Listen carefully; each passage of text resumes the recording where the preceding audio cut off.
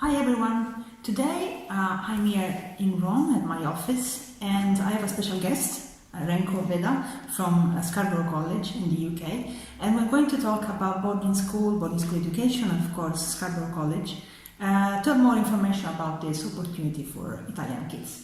Hi, thank you for coming. Thank you for having me. Such a pleasure. Thank you. Do you like to present yourself? Yeah, absolutely. Yeah, absolutely. So my name is Mr Remco Weeda. I'm from the Netherlands originally. I've lived in England since I was at university. So I'm actually one of those students. If you like. Although I started at I was 19. So, but I am one of those students, if you like, that sort of took the plunge and went to the other side. You were a student abroad. I was a student abroad, and actually the reason why I went abroad, initially I was only going to do one semester. Okay. Because I had to work on my English. Exactly. And when I tell people now, they never really believe me, because obviously my English is quite good, even if I say so myself. Yes. Very good English. But it was actually really, really bad. My mum showed me my first ever report card for English. It was the worst grade of all my subjects. Because I loved science, I never really enjoyed modern foreign languages. Humanities. Yeah. So I live in Scarborough now. I'm the Director of Marketing and Admissions at Scarborough College, and I'm also a house parent. So that means I actually live in one of the boarding houses by virtue of my wife being a house mistress. Okay. In a girls' boarding house. Quite a commitment. Yeah, it's probably the biggest commitment you can make, within the school or within a boarding school environment. I mean, not so much for me because it's a girls' house, so my jobs are reduced to doing the quizzes and doing barbecues. Yeah. So I don't, in a very sort of practical sense, I don't actually do much. Also because we have a daughter ourselves, and when my wife works, it's mainly in the evenings, as you can imagine, whereas when I work, it's mainly in the day. So we kind of do that ships passing in the night. Who gets to look after our daughter type thing. So, yeah. Well, I will ask you something about the boarding life later. What about? I will start about how a student can imagine a typical day in a boarding school, because we don't have boarding schools in Italy actually. At least there are a few, but not the way it is in the UK. So a typical question I get from students is, how is a typical day? Let's say a typical school day. Yeah. It's the same in my country actually. We don't really have many boarding schools, and actually the typical view of a boarding school is that if you're very naughty. Okay. The old-fashioned way. The old-fashioned way, and I think a lot has changed since sort of those days, if you like. The one thing that you need to learn, that you need to pay attention to, is a boarding school is very busy, because it's in a sense it kind of takes over your life almost. It's not just school. Mm-hmm. Okay. I'm perhaps the same as you, where I used to go to school and then you come home at 3 o'clock or something like this. So it's a moment of your day. Yeah. Whereas boarding school, in Italy it's like this. right? Whereas boarding school is your day, effectively, because obviously you live in the school, you go to school in the school, but you live there as well. So we usually start, obviously in the morning. In our case, in our house, my wife or her assistant will wake you up, or will wake up the girls. Then they go to breakfast, which is where all the other students from the other houses will meet them as well. Then it's a normal school day. So whatever you can imagine of a normal school day, that's pretty much the same. You go through your subjects. What's quite interesting, of course, is that there's also a lot of students who are day students. So they start arriving as well at about 8 o'clock, 8:15, and that really sort of filters into their classrooms. You have lunch together, and normally in a normal school day, then you have more subjects, of course, after. Then normally a normal school day or typical school day ends at 4:15. Of course, within those hours with your subjects, there's a lot of other types of subjects as well, right? We play a lot of sports, music, art. There's a lot of that in those school day. Yeah, exactly. Well, 4:15 is officially the end. In our school, that's when the enrichment program starts. So lots of schools, lots of boarding schools have a similar program. Ours is called enrichment. Other schools will have other names, but they fundamentally are the same thing. Where there's clubs, there's sports, there's societies, and you can pretty much just choose which one you would like to do in that term, or perhaps for the whole year. So some of the clubs, for example, that we have an EDI club, Equity, Diversity and Inclusion Club. We have an Eco Club, which kind of suggests things for the school to change in terms of becoming more sustainable, more green, how to act, and and create awareness, etc. But we also have clubs like Sewing Club, lots and lots of different sports, of course, and other activities. You can play chess. There's a coding club. There's a lot going on. Kids can get to choose these things. Then 5:15 day finishes. Effectively, that's when all the students go home, including our boarding students. They also go home in inverted commas at that point. Of course, they have dinner. We do have dinner very early, especially when you compare it to, I'd say, probably every other country in the world, because our dinner is 6 o'clock. Although the kids do get quite hungry, because obviously you play a lot of sports during the day, you're outside a lot, you do get quite hungry. After 6, you return to your boarding house, where you have your house meeting, which is usually sort of 15 minutes, 20 minutes. All the students are there of that boarding house, and just go through everything that needs to be discussed for that evening, for example. So you can imagine a house meeting tonight, for example, will be very interesting, because tomorrow is a transfer day, because they go home for the half-term break. So tonight's meeting will be very important, because you're on that bus, and all that. After the house meeting, if it's not Friday, but a normal weekday, it will be prep. Prep is our word for homework. Study time. Yeah, study time. Exactly. Some schools have very strange names for homework, by the way. I know. Interesting. Simplest way to say reason is study time. Yeah, exactly. So study time, and that will typically, depending on the age of the student, will typically be anywhere between 1 and 2 hours. So you get 1 for the youngest boarders, and 2 for the oldest ones. Although it's sixth form, very often what you can see is that a lot of students, depending on which area of the sixth form they're in, whether they're close to their exams or whether they're a little bit in the beginning, they may just study the entire evening. So that we don't really have that study time that's clearly defined. For all the other students, there's actually more activities in the evening for the boarding students, because we have a sports hall, we have an athletics track which is floodlit, so kids can always go run, and they can always go to the sports hall. We have a bus that goes to the swimming pool, we have a bus that goes to the gym, we even have a bus that goes to the supermarket. Okay. That doesn't sound very glamorous, but it's actually really popular. And then there's lots of stuff that kind of goes on in the house as well. Like all the houses are equipped with our house, for example, they're equipped with Nintendo Wii, we've got Netflix, I believe we have Disney as well. Maybe. Yeah, maybe. I think we did at one point, maybe the girls don't have Disney. We've got lots of different activities within the houses as well, like house, I mentioned house quizzes already. The girls, at least in our house, I don't know if this is a girls thing or if this is across all the houses, they love to bake. Yeah, baking is I know from other schools. Yeah, it's crazy, right? Yes, I had the boarding schools, yes, they do. Yeah. It's relaxing. Pardon? It's very relaxing. It is, and they're in the kitchen and the music is on really loud, and it's just a really nice atmosphere when you kind of walk into the kitchen. I'd say the atmosphere sometimes is better than what they bake. So you need to be a little bit careful with saying yes, because they're always like, oh, do you want to try some, sir?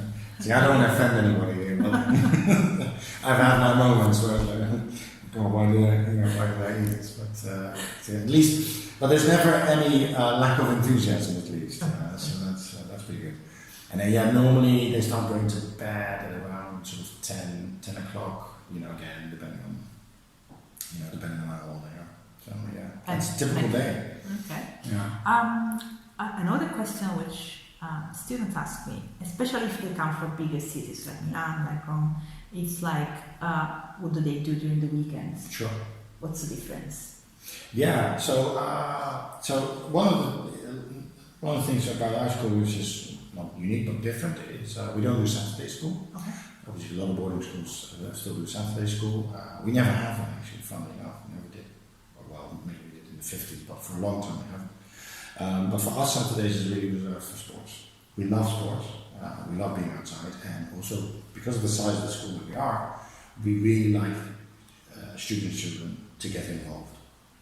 So there's always teams playing, and no matter how good you are or how well you've played that sport, we want you to get involved. And those are typically in the morning, but if you go away, if we play against other schools, you go away, you have an away match, that might be the afternoon too. The Saturday afternoon is a little bit of time for a little bit of free time, if you like, in our case at least. So Scarborough is not a massive town, but it does have things. Everything. Yeah, exactly. It does have. I wouldn't say it has everything. A little bit. Obviously, one of the things that certainly in the autumn term and in the spring term is really popular is the beach. Because from our house, for example, it's less than 10 minutes walk to the beach, which the kids will really love. It's also a very safe town, so they do have relatively a large amount of freedom, because we know the town and we know the people in it, to the point. So that's your Saturday afternoon. Saturday evening, we normally, have a lot of busyness in the house. I couldn't tell you all the things that go on because there's so much that goes on. But there might be a movie night. Very often they go to one of the other houses, for example. There might be something going on over there. So there's a lot going on. Sometimes the kids will do that themselves. Sometimes it's a bit more of an organised activity. It could be anything. Then Sunday we always go on an excursion. That's also included for everybody. The only thing you need to do is sign up, or not, as the case may be. Because again, some of the kids that are there, they're working towards their GCSE exams or their IB exams. They're going to say, look, I'm really busy at the moment. So nothing is compulsory. They can study, they can relax. That's right. We try to get certainly kids who are with us for a shorter period of time. Certainly the children that are younger, we want to get them involved in the trips, of course, because it's a way to discover that area. Yeah, exactly. Make friendship and just enjoy yourself. I mean, we base the trips on what the children tell us in terms of, this is what we like. We try and fit in a little bit of culture, but it's not like we just go to museums every Sunday. We go paintballing, for example. Not every Sunday, just every other Sunday. No, but we take them paintballing, we take them laser gaming, we take them shopping as well. I mean, the York shopping trip, obviously a big hit, as you can imagine.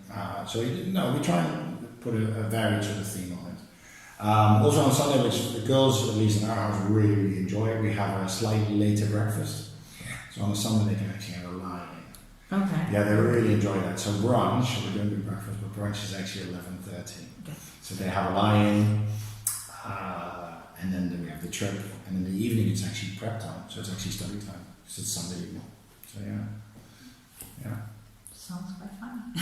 It's not so bad. One of the other things which is quite typical for our school at least is there's a lot of boarders who get involved in things outside of the school. Like, I don't know if this is disproportionate to other schools, I have no idea, but like in my house, for example, just as an example, we've got girls who are riding in the area, not at the school, but in the area. We've got a girl who's playing football for Scarborough Athletic Football Club, because the football at the school is fun, okay, but it's like games, it's not, not big. We've got girls who go dancing, I had someone talk to me about going boxing, and all these things are possible in the town. So even if there's a sport or something that you don't prefer, they can join. That's right. Okay. Yeah, that's right. So we have at the moment there's a boy, actually he's from Italy, and he's looking at us because he likes sailing, but on the big ships. And we do have a number of opportunities in that area because we have a lot of funneling up. Obviously, go around the beach, of course, that's sailing going on. But we also have quite a few people within the team, the teaching team, who are crew members. So I immediately so they have connections and they can... Exactly, I call them up and we always need crew. Like that's one thing. And I spoke to the family as well. I said, look, there's an opportunity. And again, and I think it's a great opportunity also to kind of get to know like proper British life. Away from the school. If this boy, for example, does materialise and he comes and he starts crewing on a boat in Scarborough. how cool would that be? You know, with 15 That's people. also a good way to know the culture of the country. That's Because right. that's another point. Sometimes people think that if you go to boarding school, you are not in touch with the British culture, which is actually the opposite, because most of the people in the school are from the UK and stuff is from there. Yeah, exactly. And you are in contact with the community, as you said. So Yeah, I mean, I can't speak on behalf of every single boarding school in the UK, of course, but I can sort of relate to what happens with us, and yeah, that's exactly what it is. It's a bit if you were to move to another country, and then as a professional, for example, you get involved in life, and it just makes things so much easier. And for these kids, yeah, some of them have amazing opportunities to discover real life. But yeah, you're definitely not constricted to that bubble, that boarding school bubble. You can be if you wanted to. But it would be a waste of opportunity. Yeah, I think so, yeah. And especially when you get a bit older, because as you get older, of course, you get more opportunities to do so.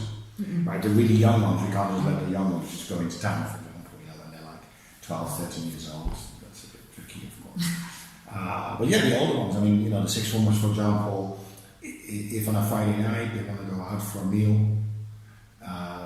then all we need is their parents' consent, which we normally get from the start, right? Yes. And it's like, yeah, absolutely, go and have a nice meal in town, enjoy yourself. And,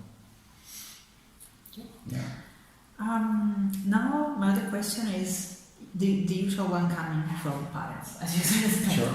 And it's about, in general saying, support, like how the school looks after students, supporting, sustaining them, educating them, because, of course, they are in the school most of the time instead of to their family house. Yeah.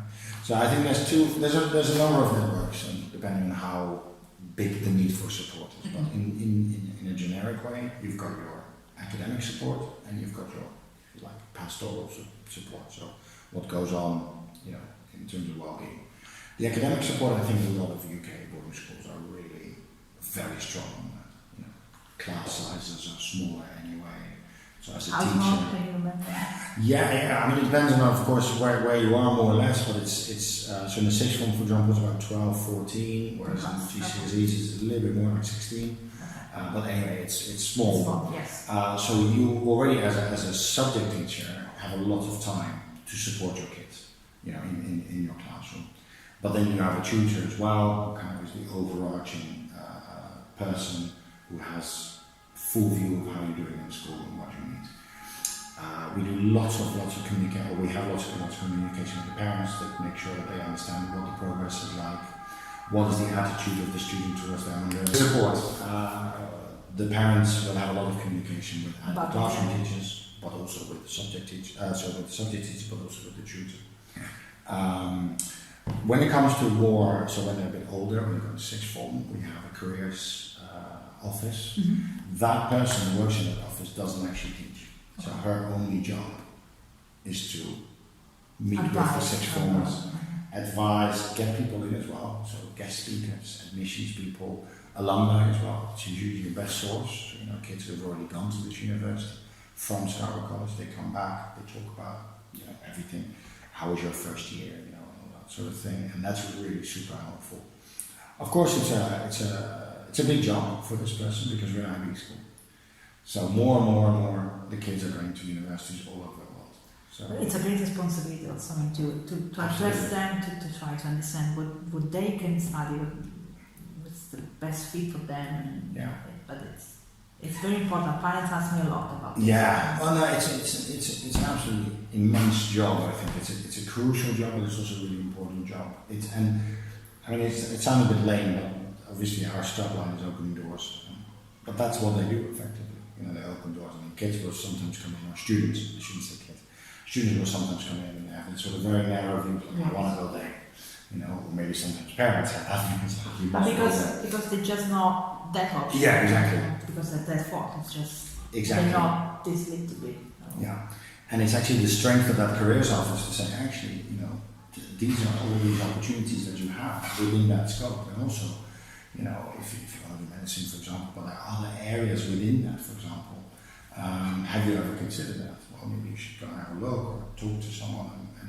And all of a sudden, these kids are just filled with all these ideas, and yeah, it's fantastic to see as well. But anyway, that's the academic support. And of course, if things don't go well, because the classrooms are so small, you can nip these things about quite easily, quite quickly, right? Also within the communication with the boarding house and the academics, for example, you will always know, like immediately, what it's doing. Exactly. Because the house mistress, like my wife, is in the school. Someone hasn't done a prep, or someone's falling behind or something. That line of communication is really, really short. And then there's the well-being, which is probably, the pastoral, which is probably even more important.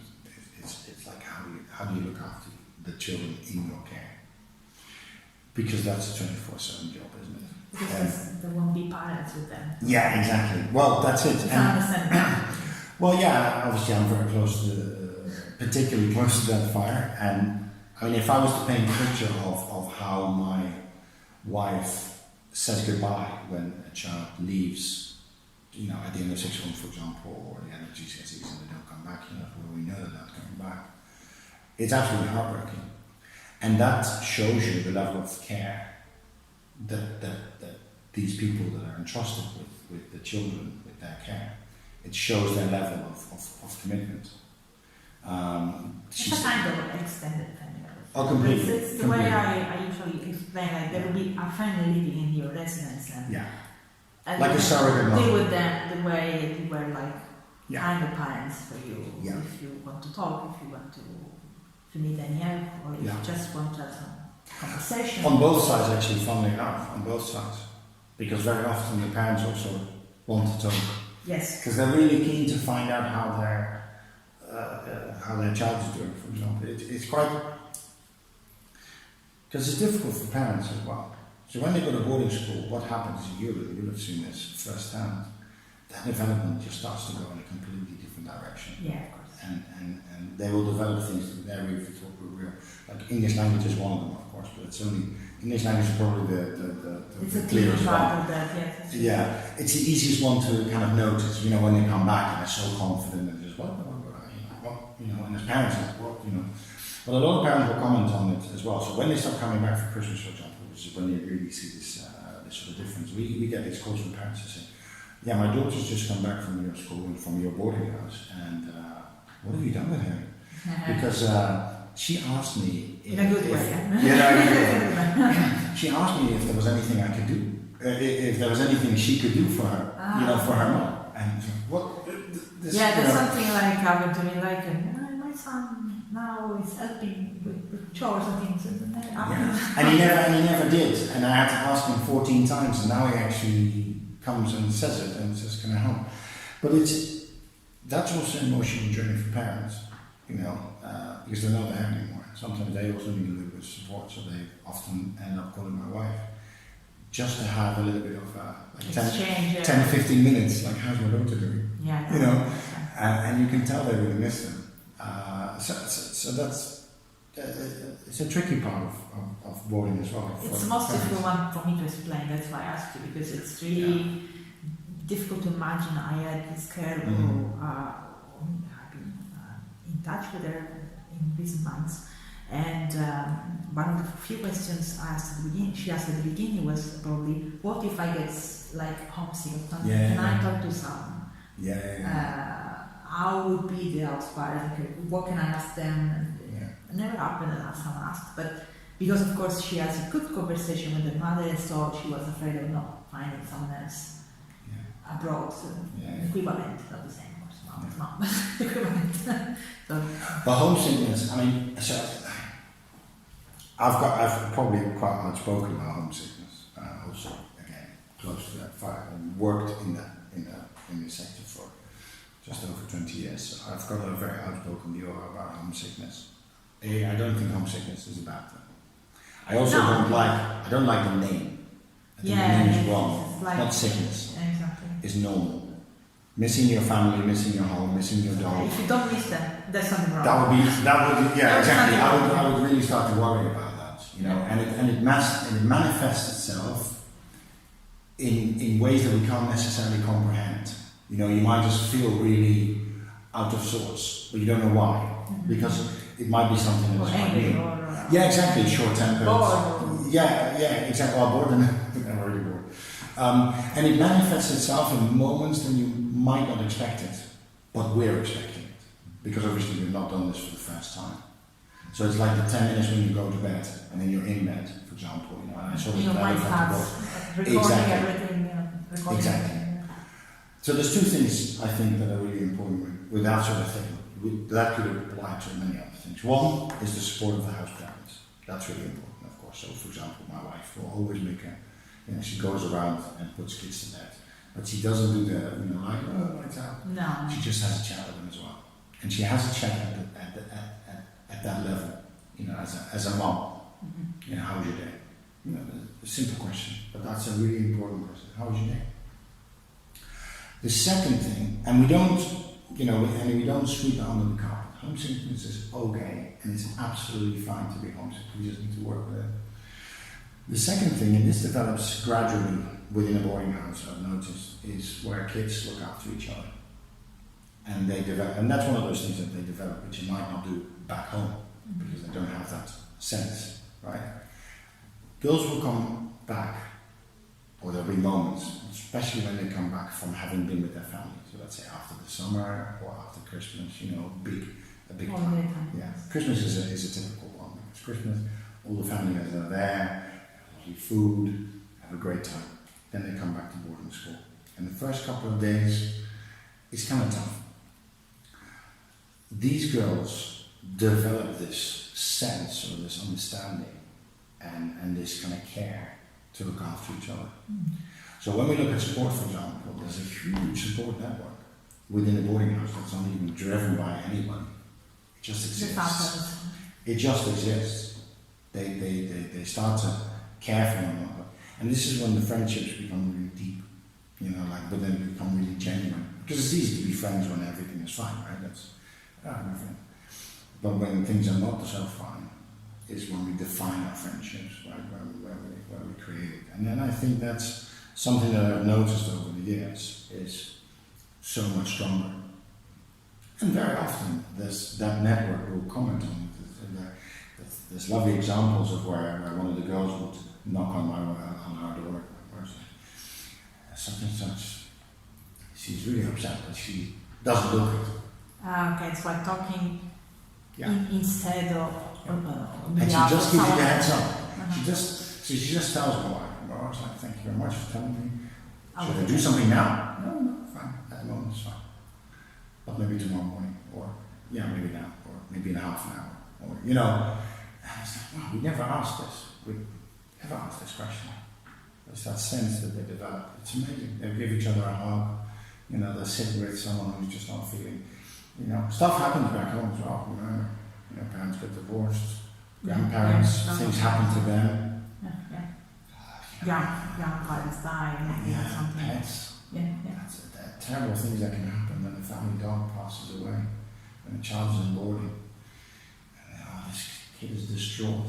And it's a bit of a weird one as well, because they won't go to the funeral, for example. It's the dog. Dogs are important. No, I get it, but I'm gonna fly. You're gonna fly back to Rome for it. It's like. It's a difficult. But it's great to see all these kids coming together and supporting. It's lovely. Yeah. Well, you said so much anyway, so summarizing will be difficult, but I will try. Would be my last question. Sure. If you try to summarize maybe three reasons why parents and students should consider your school as a boarding school for their future, either for a semester or the full IB program or long term. What would it be? So 3 is not a big number. No. Okay, so let's start with the one I was going to end with. I don't know why. And it's really something that some of the parents have said to us, parents and children. And they've literally said, and there's not one, not two, loads, said this was the best decision we ever made.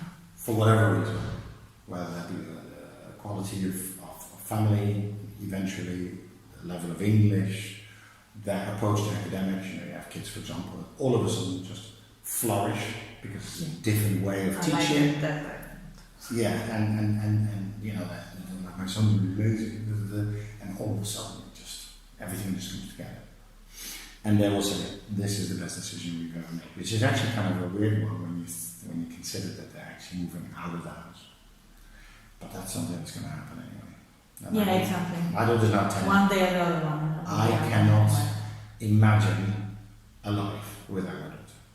But it's going to happen. Yeah, of course. And I have to be. It's an individual, they have to have their own individual life. Exactly. But the one thing I will say is when it turns, if they are younger and they start leaving, the way they come back is so important.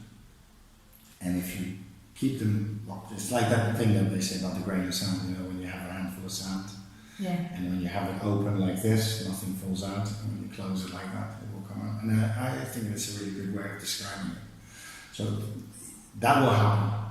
How they come back, I think, is really important. So yeah, best thing that they ever did.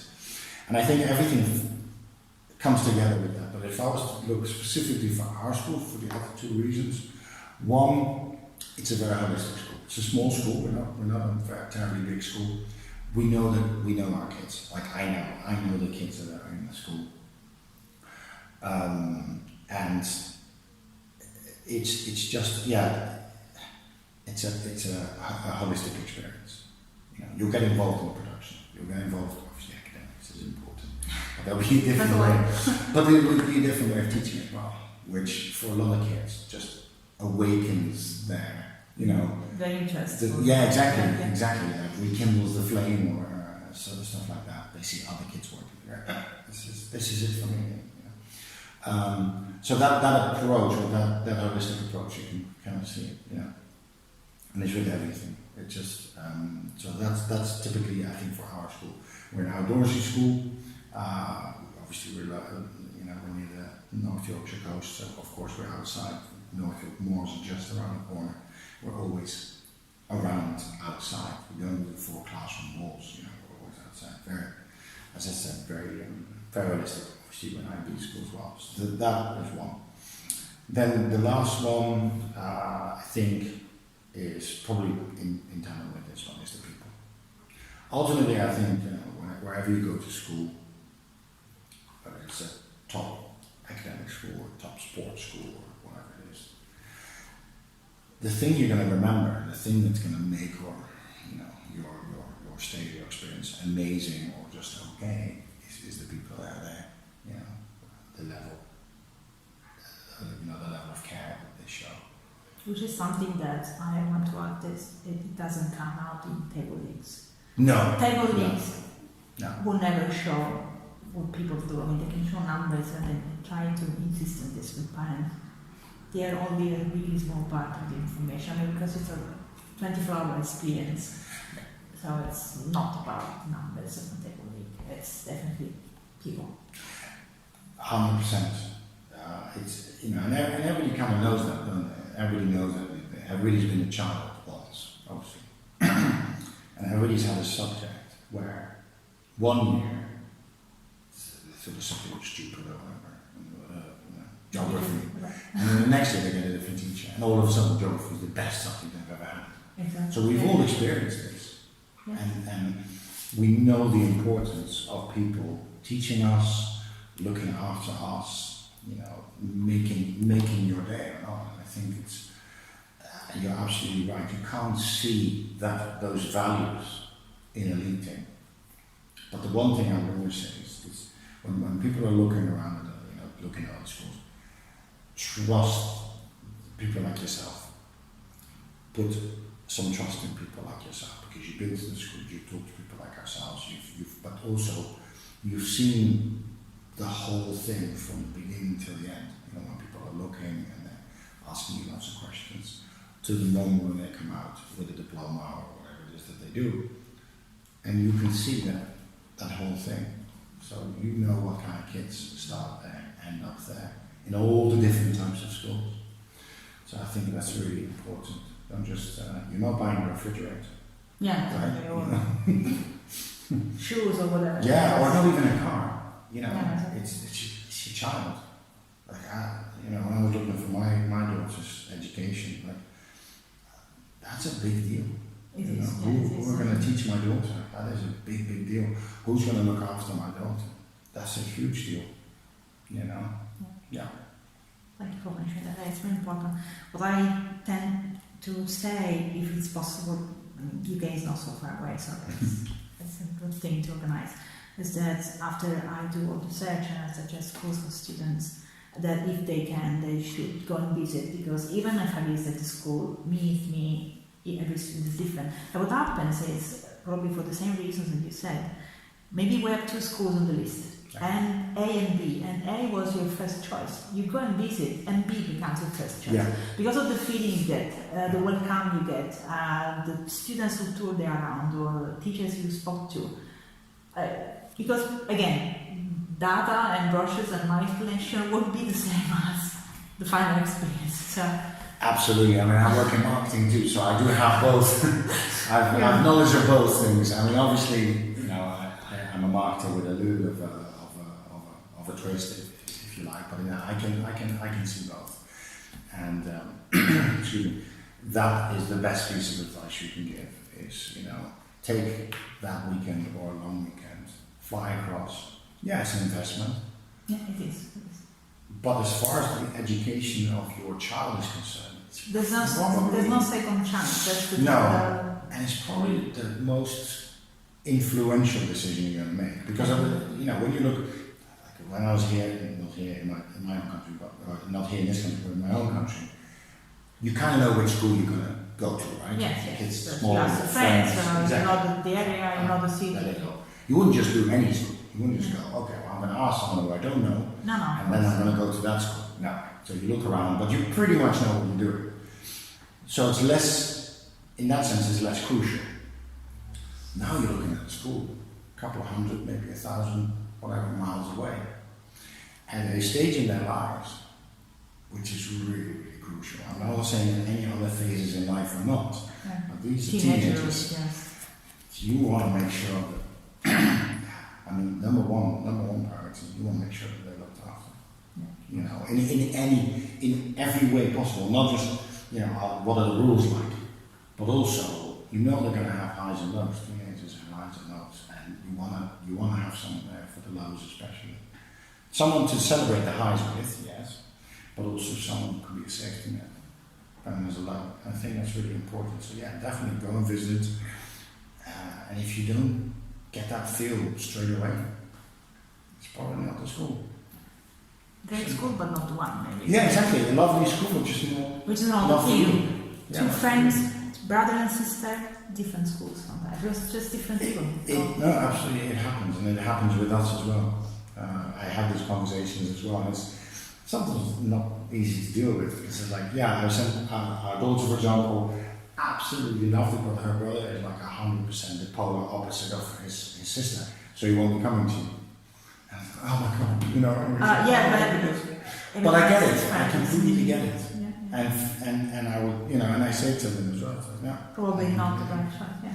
Or No, it no, is the no. right choice. I mean, something that maybe your older brother didn't consider, and it's the right choice for you.